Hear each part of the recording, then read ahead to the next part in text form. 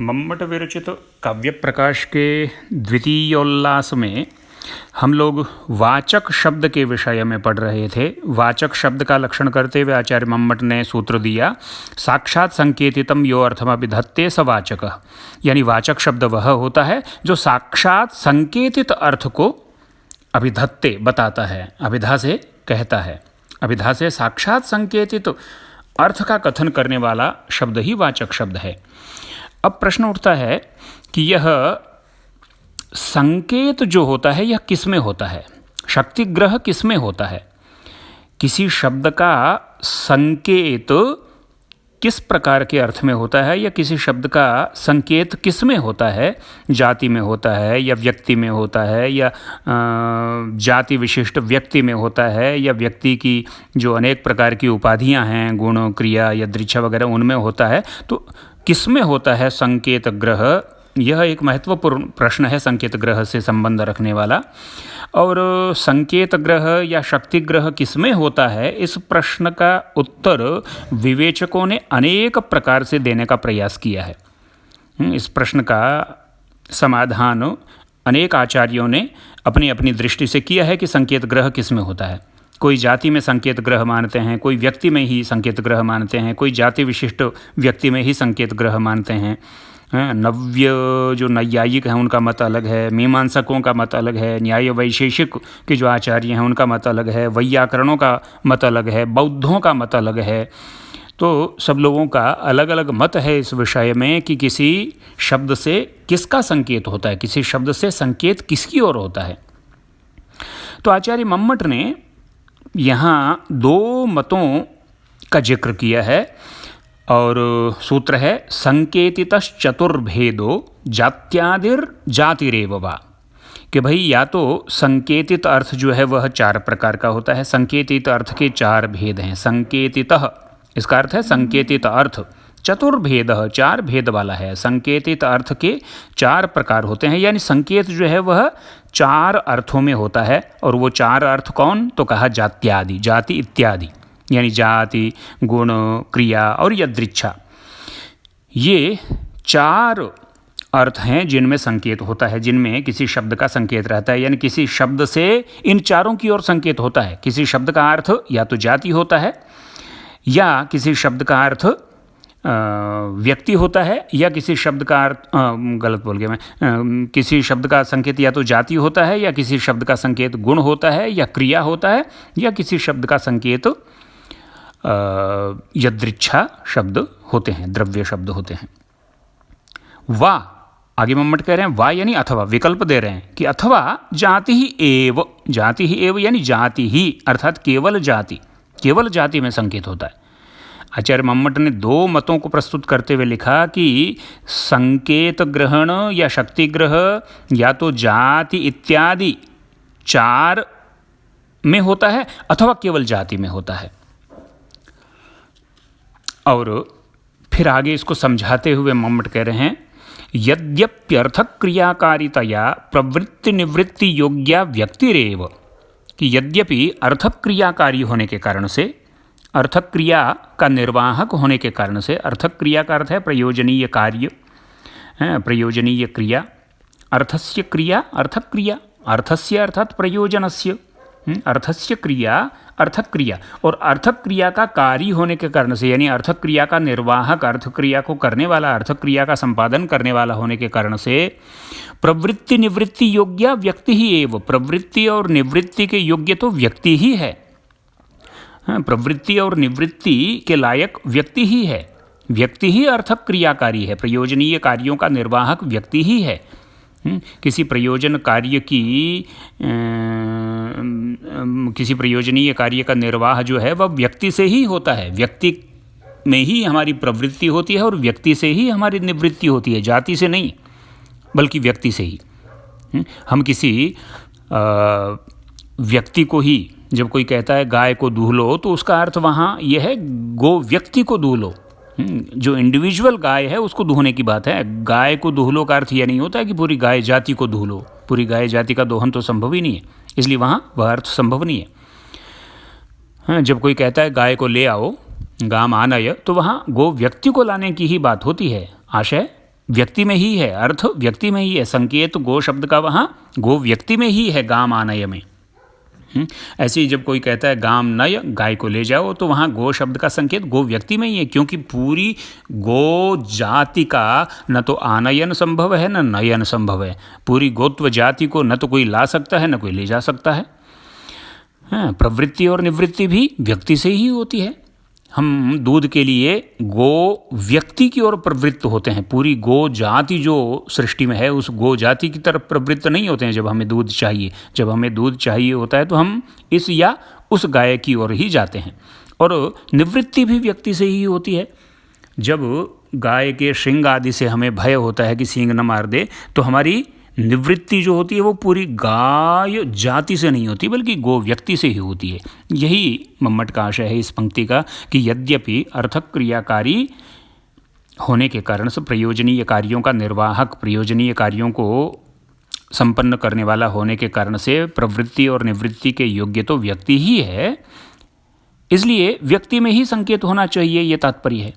यद्यपि हमारे सारे व्यवहार का निर्वाहक कौन है, हमारा सारा व्यवहार किसको लक्ष्य में रख करके होता है, हमारा सारा जो दैनंदिन व्यवहार है वह व्यक्ति को लक्ष्य करके ही, व्यक्ति को दृष्टि में रख करके ही होता है, जाति को दृष्टि में रख करके नहीं होता। इसलिए व्यक्ति में ही संकेत होना चाहिए।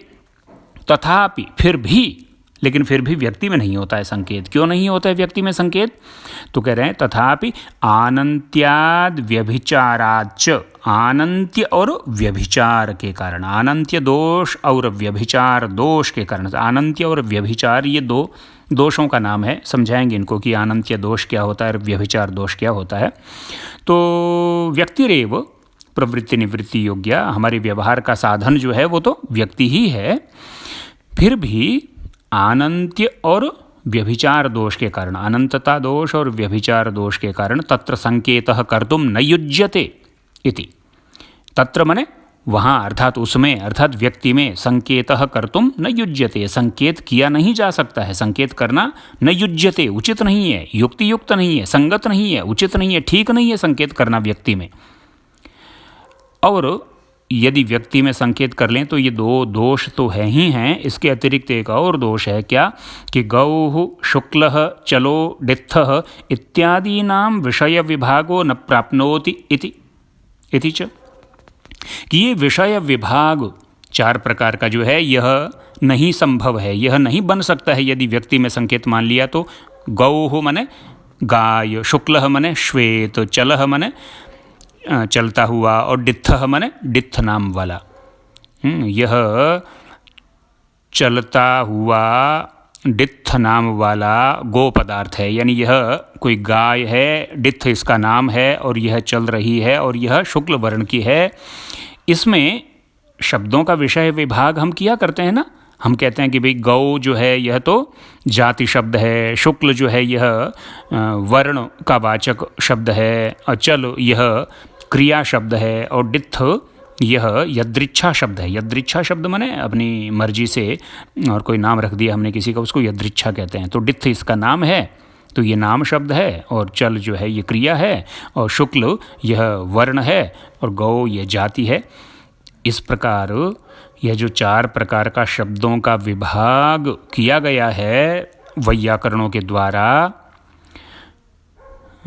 यह विभाग न प्राप्नोति, नहीं प्राप्त हो पाएगा। अगर व्यक्ति में ही संकेत मान लिया तब तो फिर ये सब व्यक्ति ही हो जाएंगे, और ये सब व्यक्ति के ही पर्याय हो जाएंगे। तो सारे पर्याय शब्दों का तो एक साथ प्रयोग हम करते नहीं हैं। हम ये तो कहते नहीं हैं कि गो हो धेनु हूँ आयाति, गाय धेनु आ रही है, ऐसा कहते हैं कि हम गाय और धेनु ये पर्याय शब्द हैं तो हम या तो गो शब्द का प्रयोग करते हैं या धेनु शब्द का प्रयोग करते हैं। तो ऐसे ही यदि व्यक्ति में संकेत मान लिया जाए तब तो फिर ये गौः शुक्लः चलः डित्थः ये चारों व्यक्ति के ही वाचक हो जाएंगे और इस तरह से पर्याय हो जाएंगे ये।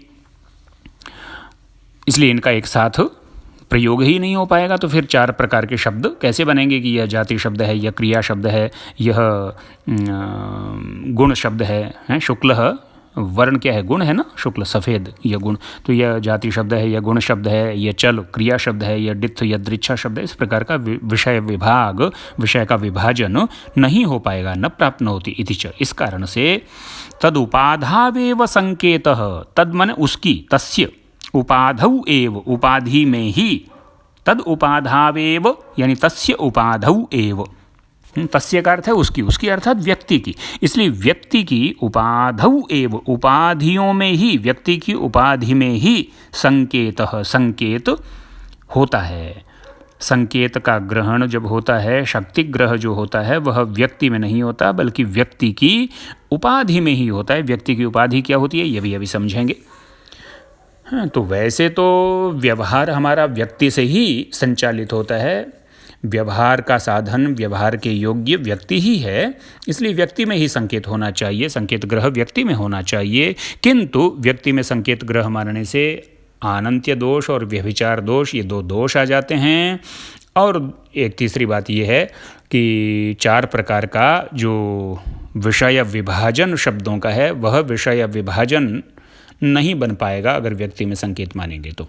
अब इसे समझते हैं जो अब तक बात कही। अब तक बात क्या कही, यह सूत्र था संकेतितश्च चतुर्भेदो जात्यादिर्जातिरेव वा।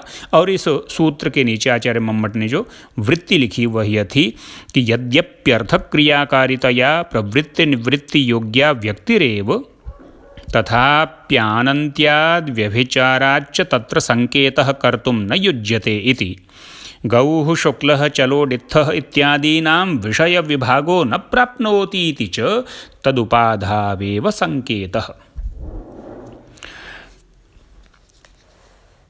तो इसका आशय यही है कि यद्यपि साधारण रूप से व्यवहार किसी व्यक्ति को लेकर के ही होता है, व्यक्ति में ही व्यवहार हमारा होता है, इसलिए संकेत ग्रह व्यक्ति में ही होना चाहिए।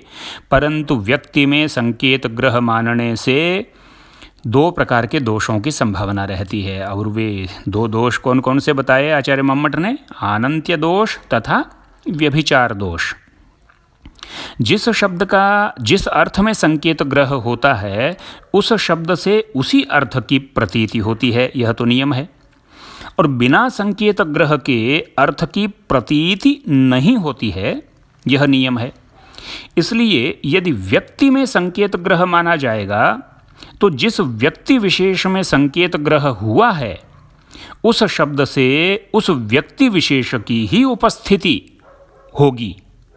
अन्य व्यक्तियों की प्रतीति के लिए प्रत्येक व्यक्ति में अलग अलग संकेत ग्रह करना आवश्यक होगा। इस दशा में क्या होगा कि एक गो शब्द से प्रतीत होने वाली सभी गो व्यक्तियों में अलग अलग संकेत ग्रह मानने में अनंत शक्तियों की कल्पना करनी होगी। यही अनंत्य दोष का अभिप्राय है। इसे समझे आप, इसे ऐसे समझें कि देखिए एक बालक है, उस बालक को गो शब्द के संकेत का ग्रहण अभी नहीं हुआ है, उसने गो शब्द के संकेत को नहीं समझा है, उसने शक्ति ग्रह नहीं किया है। यानी गो शब्द की शक्ति किस अर्थ में है, गो शब्द का संकेत किस अर्थ में है, गो शब्द का समय किस अर्थ में है, गो शब्द किस अर्थ की ओर संकेत कर रहा है वह नहीं जानता है। तो हमने उसे समझाया, उसे बताया कि देखो बालक, अयम गौः, यह गो है, यह गो पदार्थ है, यह गो व्यक्ति, एक गाय की ओर संकेत करके हमने कहा। अब उसने उस गो पदार्थ में, उस गो व्यक्ति में गाय शब्द का संकेत कर लिया। यानी अब वह उसको गाय कहेगा, जितनी बार उसको देखेगा कहेगा कि गाय आ रही है, गाय जा रही है, ठीक है, क्योंकि उसने उस व्यक्ति में, उस इंडिविजुअल में गो शब्द का अर्थ जान लिया है। लेकिन दूसरा गो पदार्थ आएगा तब उसको वह नहीं जान रहा होगा, क्योंकि उसमें तो उसने संकेत किया ही नहीं है, किसी ने यह तो बताया नहीं कि यह भी गाय है। तो उसे बताना पड़ेगा कि देखो यह भी गाय है। फिर तीसरी गाय के लिए बताना पड़ेगा देखो यह भी गाय है। चौथी गाय के लिए बताना पड़ेगा देखो यह भी गाय है। 5वीं गाय आएगी तो उसको, उस गाय को वह बालक गाय नहीं कह पाएगा। क्यों? क्योंकि अभी उसे संकेत का ग्रहण हुआ ही नहीं है, करवाया ही नहीं गया। तो उसमें भी उसको संकेत ग्रह पहले करना होगा, कोई उसको बताएगा कि देखो यह भी गाय है। इस तरह से जितने गो व्यक्ति हैं दुनिया में, उन सब गो व्यक्तियों में संकेत ग्रह होने के पश्चात ही प्रत्येक गो व्यक्ति को वो गो व्यक्ति कह पाएगा ना।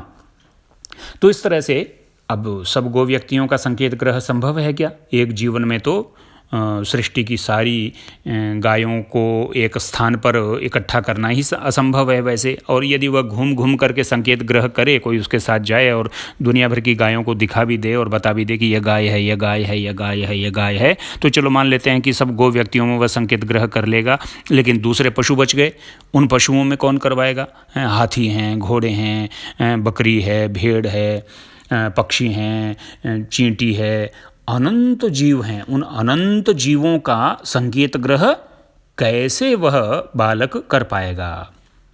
प्रति व्यक्ति संकेत ग्रह संभव नहीं है। प्रति व्यक्ति संकेत ग्रह क्यों संभव नहीं है? क्योंकि व्यक्ति अनंत हैं, इंडिविजुअल्स जो हैं वो तो इन्फिनिट हैं, अनंत हैं, उनकी कोई इन्फिनिटी है, मतलब कोई लिमिटेशंस नहीं है, कोई सीमा नहीं है, मर्यादा नहीं है, अनंत हैं वो। और व्यक्ति अनंत हैं और अनंत व्यक्तियों में संकेत ग्रह संभव नहीं है। इसलिए अगर आप ये कहते हैं कि व्यक्ति में ही संकेत ग्रह होता है, तो व्यक्ति में संकेत ग्रह संभव नहीं है। इसमें अनंतता दोष है, इसमें अनंत्य दोष है व्यक्ति में संकेत ग्रह मानने में। और फिर ये बात भी है कि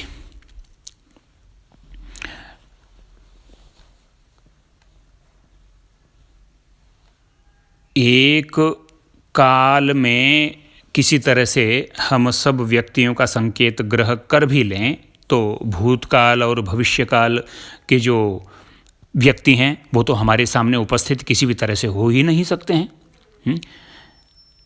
देशांतर के जो व्यक्ति हैं उनका किसी तरह से हम संकेत ग्रह कर भी लें, मान लिया घूम घूम करके कर लेंगे, लेकिन कालांतर के व्यक्तियों का संकेत ग्रह कैसे संभव होगा? जो गो व्यक्ति भूतकाल में थे उनका वो तो हमारे सामने उपस्थित नहीं है और उपस्थित हो भी नहीं सकते हैं। जो भविष्यत काल के गो व्यक्ति हैं वो भी हमारे सामने उपस्थित नहीं हो सकते हैं, तो उनकी अनुपस्थिति में हम कैसे उनको गो कहेंगे? नहीं कह पाएंगे जब तक उनका संकेत ग्रह नहीं होगा एक एक का। तो एक एक गो व्यक्ति का संकेत ग्रह संभव नहीं है। अगर कोई कहता है कि व्यक्ति में संकेत ग्रह होता है तो फिर यह अनंत्य दोष इसमें आ जाएगा। यही इस अनंत्य दोष का अभिप्राय है।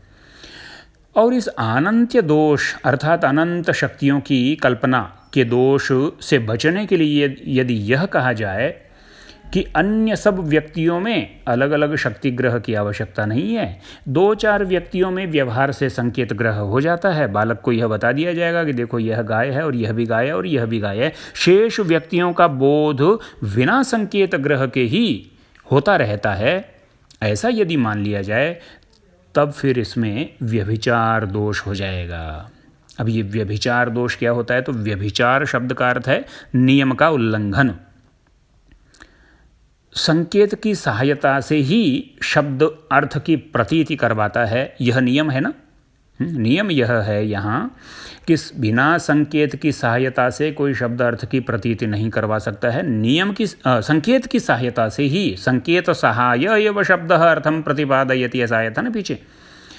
अब यदि यह मान लिया जाए कि गो शब्द से बहुत सी गो व्यक्तियों का बोध बिना संकेत ग्रह के ही हो जाता है, या 1-2 गो व्यक्तियों के संकेत ग्रह से शेष सारी गो व्यक्तियों का बिना संकेत ग्रह के बोध हो जाएगा, तो उस नियम का तो उल्लंघन हो गया ना।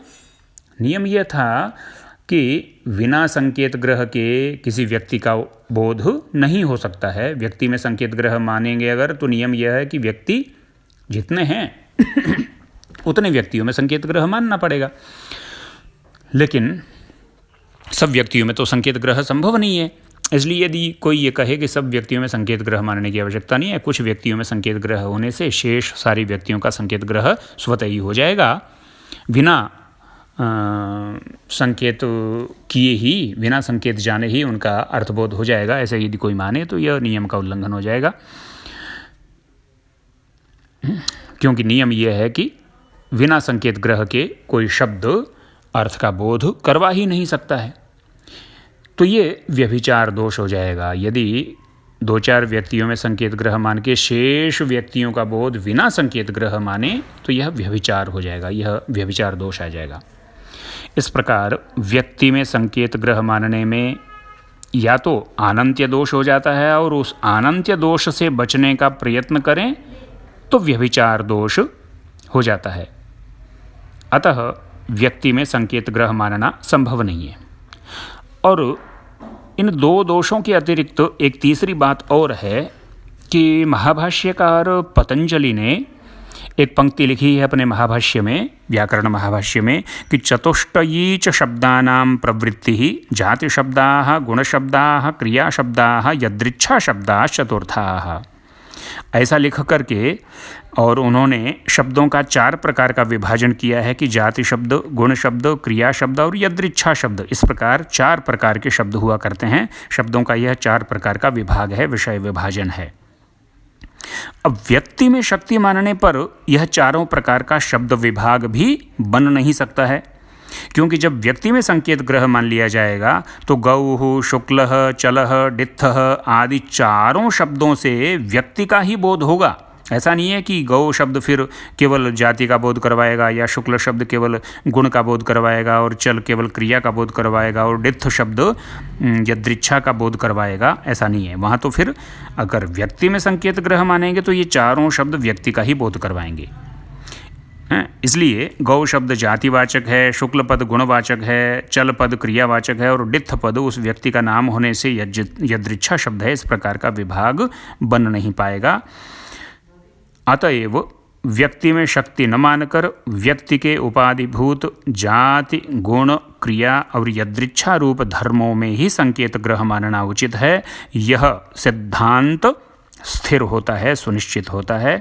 इसी बात को ग्रंथकार ने इन पंक्तियों में, सूत्र की वृत्ति की इन पंक्तियों में लिखा है कि यद्यप्यर्थ क्रियाकारितया प्रवृत्ति निवृत्ति योग्या व्यक्तिरेव तथाप्यानन्त्याद् व्यभिचाराच्च तत्र संकेतः कर्तुं न युज्यते। और गौः, शुक्लः, चलो, डित्थः इत्यादीनां विषय विभागो न प्राप्नोति इति च तदुपाधावेव संकेतः। इसलिए व्यक्ति की उपाधियों में ही संकेत ग्रह माना गया। और व्यक्ति की ये 4 उपाधियाँ कौन कौन सी हैं, तो ये भी बताया कि जाति, गुण, क्रिया और यदृच्छा, ये व्यक्ति की 4 उपाधियाँ हैं। इन्हीं में संकेत ग्रह होता है। इस विषय को एक और कालांश में पुनः स्पष्ट करने का प्रयास करेंगे।